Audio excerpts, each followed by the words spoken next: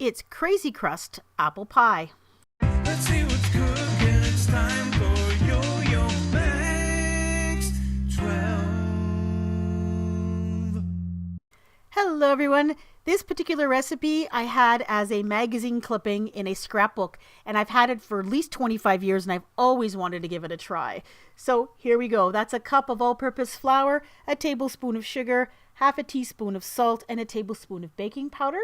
You add 2/3 of a cup of shortening, a 1/4 cup of water, and then an egg. Then you blend all those things together and you're supposed to end up with a very soft dough.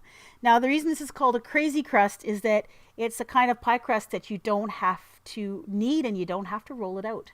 Now for the filling, you can use a can of apple pie filling.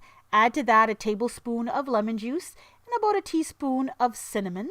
But you can adjust that cinnamon to taste. Stir it around and your filling is done.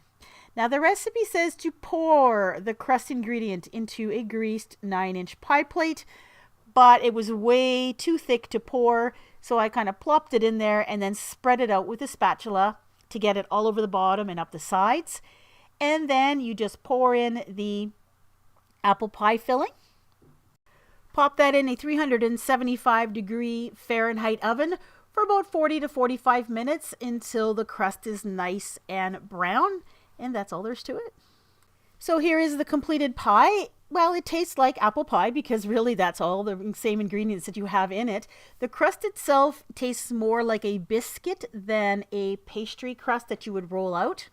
So the advantage here is that it's a lot faster to make than regular apple pie, especially if you're not really good at making your own pastry.